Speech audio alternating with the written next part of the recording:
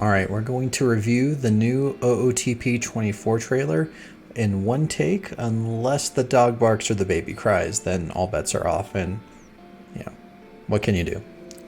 So this dropped last week, and it's been, I don't know, I'm interested because I saw a post about it on Reddit, but I haven't seen much hype. I didn't see many people talking about it, so I wonder if this is viewed as a little underwhelming. Okay, so the first bit, all standard marketing stuff, right? Like, this is what you do for video, especially because you're trying to attract people who haven't necessarily tried your game before. So you're hoping to find a new audience, right?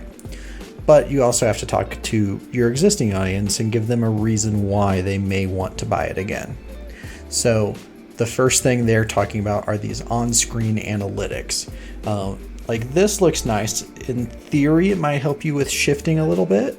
And whenever they show the play-by-play here, you get to see the launch angle, the exit velocity, super cool stuff, right?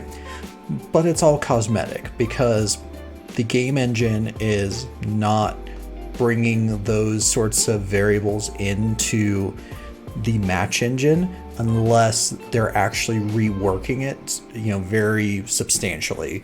Because under the hood, OOTP 24 has had a lot of variation, or I should say a lot of minor iteration, but it's the core engine that's been around since OOTP 6.5, when they went from the original engine to a defense independent pitching stats engine. So for the last 18 years, they've been iterating it, but unless they're ripping that out, under the hood, this is the same. So this is cosmetic. So you're not gonna, get to really do the Dodgers or Tampa Bay or Houston thing of, looking for undervalued guys based off of that, unless, they really correlate well to the other ratings, but there's probably other ways to scout that. So the second thing they bring up here are these visual improvements, and I mean, they look pretty nice here. I will say the throw animations, which come up a little bit later in the video again, they still look a little wonky and herky-jerky. Hopefully that gets fixed before release. I'm not betting on it personally, but it would be really nice. In about 20 seconds in the video, I think it's at 51 seconds, the catcher throw just looks pretty herky-jerky and doesn't look like much of an improvement. But I'm hopeful about this because this was a big complaint for me last year, was that the play-by-play visualization was still pretty unpolished. And I know the 3D is relatively new, but it's been a couple of years, so hopefully they take a major step forward. This one, I'm actually going to turn off the closed captions again. The dynamic trade deadline day is really fascinating to me because I wonder if this was inspired by the transfer deadline day in Football Manager that came out and was really revamped in FM22, and I think took another step forward in FM23. So in that game, you get better deals, or you get more frantic sorts of transfers later on in the day. Like, you get panic buys from teams that see their rivals get a new player. You get the or you can get really good bargains for a player that a team hasn't been able to offload. So that worked really well in that game. I'm hoping they have something similar in this, because it might actually make trade deadline day actually worth something in OOTP. Really, the only benefit was for the additional shot players. So you only have a certain number that you can use on a daily basis. That would go, I think, from 3 to 10 on within the, I think, like 3 or 4 days before the trade deadline. So you get a little bit more opportunity there, but hopefully you get something with a little bit more dynamic trade values, and AI is changing based off of the deals they're able to swing, rather than just this being sort of another day that you sim through. I would almost never stop for trade deadline day. But that also kind of means I'm wondering how that will work, in that FM has multiple natural breakpoints throughout the day, to stop and let things happen. I wonder if they're going to make trade deadline day more of, something like that, where it's every 15 to 60 minutes of game, within the game, there's sort of a break point in the sim. So that could be really awesome, because I think it has really helped FM, but we'll see if this kind of plays out that way. But it has the potential to. The next one that came up was a trading hard mode, and I have no idea what this means, because every year OOTP promises improved trade AI and improved AI in general for building their roster. It's supposed to be a little bit harder to, just take other teams' entire farm systems for your, sixth middle reliever. And so I will say OOTP has generally improved incrementally year over year, but fundamentally it's been the same sort of issue. And usually most versions of the game haven't had a Goldilocks sort of zone, because if you set everything to very hard difficulty, highly favor prospects, it's generally very difficult to get anything of value for really good, like all-star level veterans. And that just isn't very realistic or fun, because sometimes you want to trade a veteran, or you need to trade a veteran for your rebuilding process, and you don't want to just take fringe prospects for like a Hall of Fame level player unless you're the Colorado Rockies. So it's not very realistic. But if you go much below that, like hard and favor prospects, you start getting into a zone where it's a little bit easier to fleece the AI. And so finding something that's a little bit in between would probably be the ideal, or at least offering a step in between. I'm hoping that this is a step towards that, but I really don't know that it is, because like I said, this is something that gets brought up every year, because it's definitely a major concern of any OOTP veteran is you get really good at the game and you want a little bit more of a challenge, but you also still want to have fun. So finding that Goldilocks zone is always a major goal for OOTP developments. So I'm very hopeful about it, but I mean, that I think would probably get lumped in under a more general AI update. So I'm wondering if this is going to be like some kind of trade limit where you only get a certain number of trades, or some other restrictions from the game itself. Or it could be, I don't know, maybe like a sort of a Nuzlocke run of OOTP where you can only trade a player once or something. Who knows? It might be a gimmick, so I really don't know what to say. It really is going to come down to, seeing the reality of how this plays out, and we're not even going to get close to knowing that until at least the first feature release video, but more likely it's going to take a week or two after release to really see if this is worth the time that they're giving it in this announcement video. Dynamic owner goals.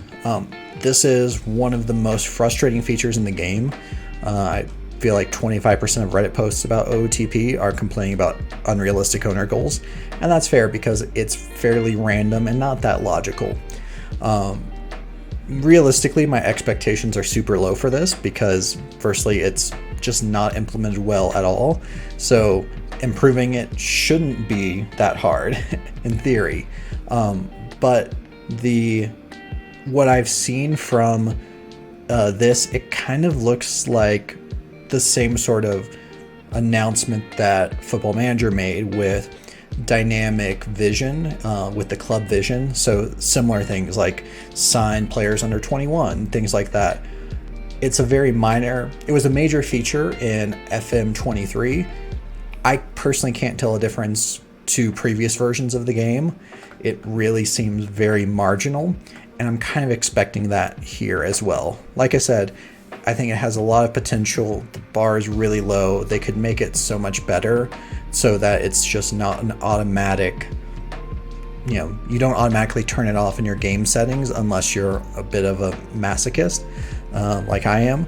So I keep them on, but in general, it's just not well implemented now. So very hopeful. I don't think it's that different because I think at 48 seconds in the video, we'll see some of them and they look very much the same. Improved international amateur free agency. This, I think, is probably the most exciting from what I've seen, because it's a really nice feature. Because the international free agency is very robotic, very scripted. The optimal strategy was to find the highest potential players, and you would look at who your scout rated the highest, and then you'd look at the OSA scout to try and get confirmation that your scout wasn't just overrating a 50 potential guy as an 80 potential guy.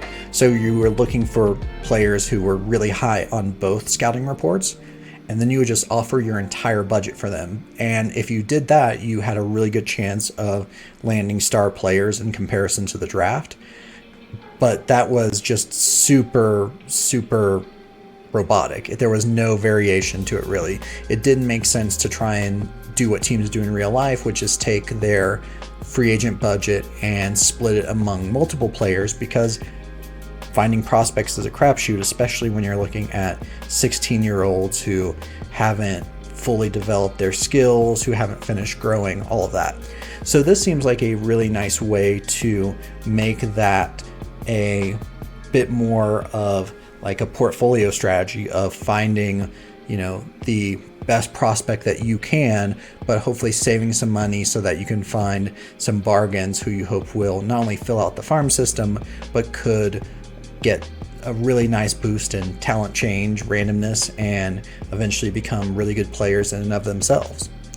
And I think that would make things a lot more realistic, and it would add a lot more depth to the game. And I think this is overdue. It made sense years ago that everything happened on one day, because that was how the draft happened in years gone by. You didn't have the same sort of scouting mechanic that you do now. So that's been in the game for years. It's good that they implemented it, because it is overdue, I think. So I'm actually really excited about this. I think this would really improve the international free agency. Then next up, the improved financial model. I looked at this screen. I don't see anything that is any different, unless it's hidden underneath this banner, which would be hilarious if they were using that to keep some secret functionality. But I think this would be great. I think it would add a lot more depth, make it less easy to manipulate revenue, like in this other video that you can find in the channel about manipulating ticket prices to grow your budget. But I don't see anything like sponsorships that seem more dynamic or anything. I mean, there's merchandising, but that rarely ever changed in the game. Maybe that's a bit better. But in general, I really hope that they come up with something to make it a little less robotic or a little less predictable. Improved contract negotiations, which lasted so quickly, or went so quickly that I couldn't even click on it. It would be really nice. It's sort of like the trade AI. It's promised in pretty much every version of the game. It's great. They seem to make pretty incremental marginal improvements, but hopefully that keeps going forward. So we'll see how noticeable that is once we actually get to play it. AI changes and improvements, they really didn't, I mean, it's always in there. Nothing really else to say without more details. Historical mode updates would be really nice. I'm someone that never plays historical mode, so I'm the wrong person to judge this, but hopefully they make, in past years they've updated the defense to make that a little bit more realistic and updated with, sort of sabermetric history as best as you can go without play-by-play data. I'm hopeful, but I'm the wrong person to appreciate this. Next up is the improved MLB Live and KBO Live starts. That should also be good for people getting started with a save in the middle of the year. You want to kick out your manager who doesn't know what they're doing, or your general manager who doesn't know what they're doing, or both. Cool. I never really use live starts, so once again, I'm the wrong person to ask, and I pretty much play MLB only, so KBO is really cool for the people who have that opportunity, but once again, I'm the wrong person to, really say much about it. And then Perfect Team. Let's see, this Mike Piazza card looks pretty good. But yeah, I'm willing to give it a try again. I played a little bit on launch day in 23 after playing it religiously for, really ever since it got released. I got bored with it because it seemed pretty predictable and the launch missions just sucked. So there didn't really seem to be much sense in me continuing it that way. I'm willing to give it a try again, free to play only, because given how disappointing it's been for me in the last year or two, it doesn't make sense for me to spend real money on it anymore. So hopefully they've improved things, and I honestly didn't get a chance to play it, or I didn't really prioritize playing it later on, so maybe they made some updates that will seem new to me, that came in 23, so fingers crossed. And then they kind of go over and recap a lot of the things here, like just very quick cuts of everything. Like that catcher throw kind of seemed a little robotic. Lineups and depth charts and stats and everything, this is just OOTP. So if you've played it, and then you get hit by a pitch. So if you're familiar with it, it very much seems like the same game, which is sort of the point. Like, you don't want to try and reiterate and or try to re-engineer the whole game 24 iterations into the series. Wouldn't make much sense. So my overall impression is I'm going to buy it, but I've bought almost every version since OOTP 6, so that really didn't change anything. They would have really had to drop the ball to make me not want to buy it already.